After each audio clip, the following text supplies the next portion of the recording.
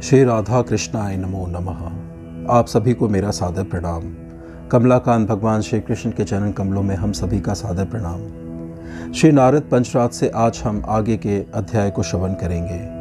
पिछले 2 कथाओं में हमने श्री व्यासदेव जी द्वारा सुखदेव गोस्वामी को कथित कथा में हमने श्री नारद ब्रह्मा और भगवान सनत कुमार के संवाद को श्रवण किया था, जिसमें हमें 5 प्रकार के ज्ञान, श्री कृष्ण भगवान की महत्ता और उनके भक्ति के उच्च फल को जाना था।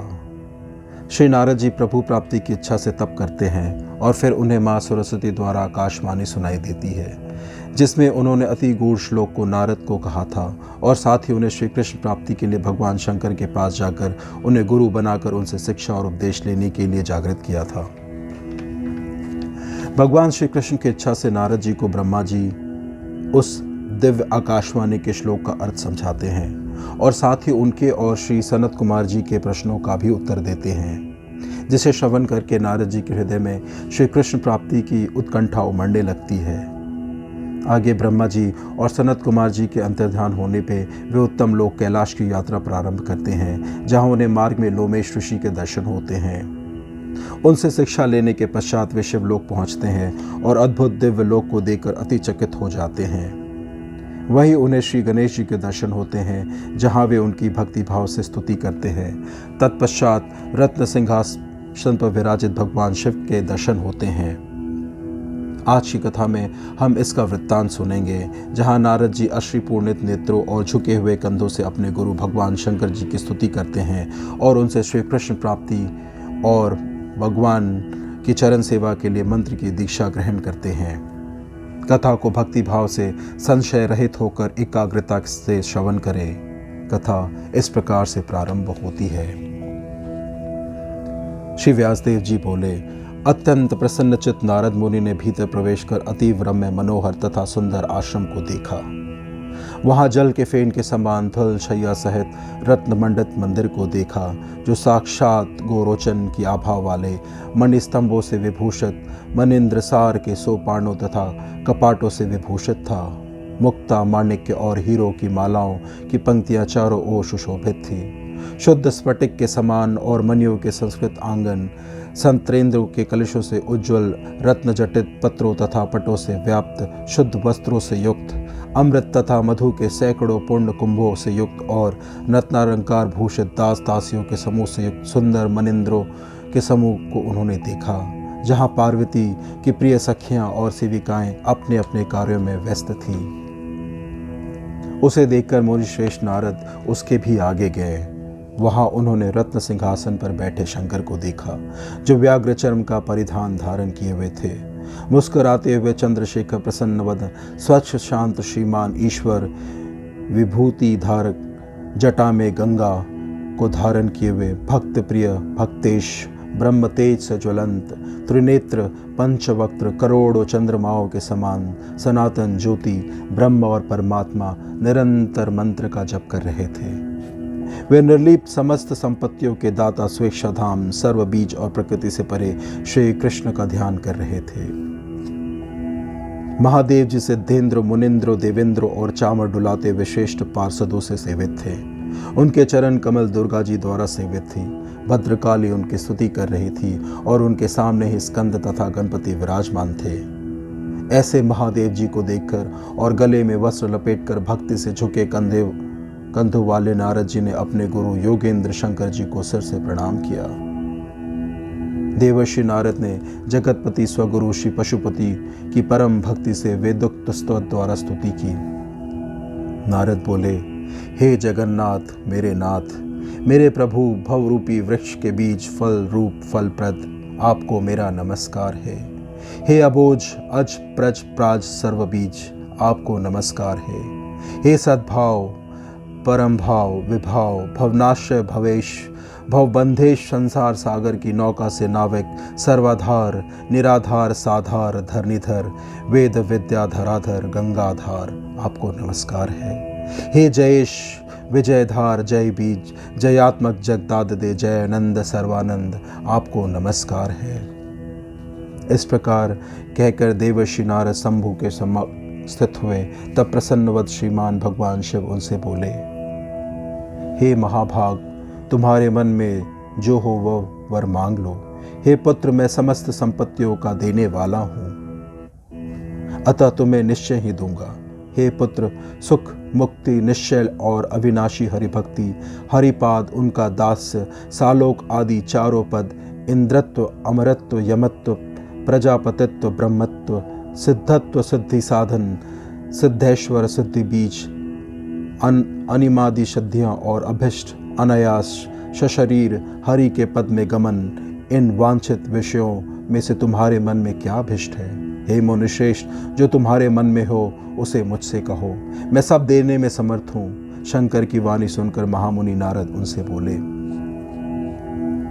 हे मेरे ईश्वर, मुझे आप हरि भक्ति देवे, उनके नाम सेवन में मेरी रुचि हो और उनके गुणों के कथन में नित्य मेरी अति तृष्णा हो। नारद का वचन सुनकर स्वयं शंकर जी हंस पड़े। पार्वती, भद्रकाली, कार्तिकेय तथा गणेश जी भी उनके साथ हंस पड़े। सर्वप्रद, सर्वेश, सर्व कारण महादेव जी ने धीमान नारद को सब कुछ दे दिया। श्री व्यासदेव जी बोले, स्वयं वेद विदों में श्रेष्ठ महादेव जी ने अपने ब्राह्मण आतिथ्य नारद जी को वर देने के बाद उनकी भक्ति पूर्वक वेदोक्त पूजा की। महादेव जी के मंदिर में खाने पीने के बाद मुनिश्रेष्ठ नारद जी ने पार्वती और परमेश्वर की उपासना करना आरंभ किया। इस प्रकार जब बहुत दिन हो गए तो कृपानिधि महादेव ने सभा के बीच महामुनि को संबोधित किया। श्री महादेव जी बोले, हे पुत्र, तुम्हारा वांछित क्या है उसे मुझसे कहो। मैंने तुम्हें पहले ही वर प्रदान कर दिया है, अब तुम और क्या चाहते हो? कैलाश की उस सभा में श्री महादेव के वचन को सुनकर महामुनि नारद ने अपने मन की इच्छा को इस प्रकार प्रकट किया। नारद जी बोले, एक आध्यात्मिक ज्ञान है जो मनोहर वेदासार कहलाता है, दूसरा हरि भक्तिप्रद ज्ञान कहलाता है, तीसरा अभिष्ट मुक्तिप्रद ज्ञान कहलाता है, चौथा योग युक्त ज्ञान कहलाता है जिससे सिद्धियों की प्राप्ति होती है, पांचवा संसार विषय ज्ञान होता है। इस प्रकार ज्ञान 5 प्रकार का होता है। संसार विषय ज्ञान में आश्रमों का आचार, विधवाओं, भिक्षुकों, यतियों तथा ब्रह्मचारियों के पुरस्कृत धर्म, कृष्ण का पूजा विधान, उनके स्त्रोत तथा कवच और मंत्र, पुरेश्वर का विधान, अभिष्ट सभी आवेग कर्म, जीव के कर्मों का विपाक, कर्म मूल का नाश अथवा संसार की वासनाओं का नाश, प्रकृति और ईश्वर का लक्षण अथवा इन दोनों से परे क्या वस्तु है तथा उसके अवतार का वर्णन, कौन उसका अंश है, कौन पूर्ण है तथा कौन परिपूर्णतम है। सुभद्र प्रवर को जो नारायण ऋषि ने कवच दिया था वह क्या है और उसका आराध्य कौन है? हे देवेश, मैं प्रयत्न से उसकी आराधना करूँगा। हे सुरोत्तम, जो ज्ञान हो और जो मेरे पूछने में ना आया हो वह सब आप मुझे तत्व रूप से बताकर मुझ पर कृपा करें।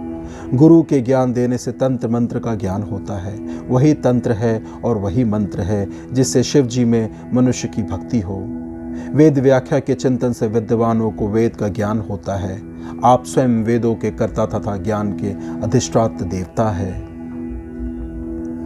नारद के वचन को सुनकर पार्वती पति मुस्कुराने लगे और पार्वती तथा गणेश के मुख को देखकर बोले, अहो, जो निरंतर हरि के चरणों में अहोत की भक्ति रखते हैं उन दासों का अनंत और परम अद्भुत महात्म्य है। पद्मा तथा पद्मेश्वर अर्चित और शेषादि देवताओं से वंदित पद्मनाभ के पद्म पंकज को जो रात दिन ध्यान करते हैं, उनसे वार्तालाप करते हैं, उनके शरीर का स्पर्श करते हैं, उनके महात्म्य का क्या कहना। हे पुत्र, अपने को शुद्ध करने के लिए उनके चरण रज की वसुधा और समस्त तीर्थों में भी कामना करते हैं।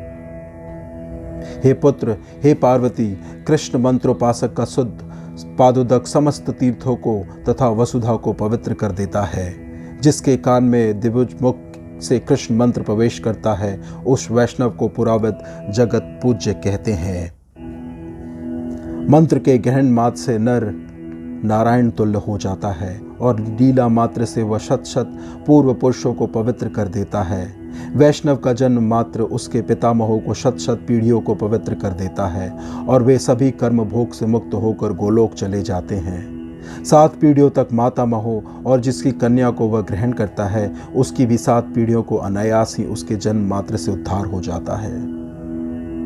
श्री कृष्ण का भक्त अपनी माता, दादी, पत्नी और इन सब की 7 पीढ़ियों तथा भ्राताओं, बहनों और पुत्रियों का उद्धार कर देता है। कृष्ण भक्त समस्त तीर्थ स्थान का और यज्ञ में दीक्षित होने का पुण्य प्राप्त करता है। वह पूजाओं का फल प्राप्त कर लेता है तथा सभी व्रतों का व्रती हो जाता है। जिसने द्विजोत्तम वैष्णव से विष्णु मंत्र प्राप्त कर लिया है, वह करोड़ों जन्मों के अर्जित पापों से मुक्त हो जाता है, इसमें कोई संशय नहीं है।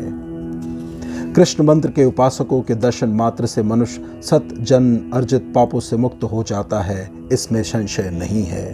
हे पार्वती, वैष्णव के दर्शन तथा स्पर्शन से जल तथा जगत पावक समीर सत पवित्र हो जाते हैं। देवता नित्य वैष्णवों के दर्शन की इच्छा करते हैं। निखिल विश्व में वैष्णवों से पवित्र कोई नहीं है। यह कहकर पुत्र सहित शंकर जी नारद के साथ परम शिरोपैम जल वाली मंदाकिनी के तट पर गए। हे शुक, वहां महादेव और महामुनि नारद ने स्नान आचमन कर पवित्र हो धुले 2 वस्त्र धारण किए। तब महेश्वर ने सर्वसिद्धिप्रद और परम कल्पत्रु स्वरूप कृष्ण मंत्र नारद को दिया। मंत्र यह है: लक्ष्मी, श्री, माया, ह्री, कामबीज, क्ली, चतुर्यंत कृष्णपद कृष्णाय, और अंत में जगत को पवित्र करने वाले अग्नि की प्रिया स्वाहा रखने से मंत्र राज बनता है। यथा श्रीं हिंग क्लिंग कृष्णाय स्वाहा। यह कृष्ण मंत्र राज है। इस मंत्र को ग्रहण करके नारद मुनि ने शिव की 7 बार प्रदक्षिणा की तथा उन्हें नमस्कार करके दक्षिणा में स्वयं अपने आप को ही दे दिया। उनके महादेव जी के चरण कमल में नारद मुनि ने स्वर्ग मंदाकिनी के तट पर भक्ति युक्त होकर अपने परम मस्तक को आजन्म बेच दिया। हे वत्स, इसी बीच नारद जी के ऊपर पुष्प वृष्टि हुई और उन मुनि ने दुंदुभी नाद सुना। निरामय ब्रह्मलोक में ब्रह्मा के पुत्र ने नृत्य किया। ब्रह्मा जी प्रसन्नता से मुस्कुराते हुए वहां गए, पुत्र को आशीर्वाद दिया और चंद्रशेखर शिव को संतुष्ट किया। शंभु ने भी ब्रह्मा और अतिथि की पूजा की। तब शंभु को शुभाशीर्वाद देकर विधि ब्रह्मा ब्रह्मलोक चले गए। इस प्रकार से आज की यह उत्तम कथा यहीं समाप्त होती है। अपना बहुमूल समय देने के लिए आपको धन्यवाद और कोटि कोटि प्रणाम। शीघ्र मैं एक नई दिव्य कथा को लेकर आप सबों के सम्मुख प्रस्तुत होऊंगा। श्री राधा कृष्णाय नमो नमः।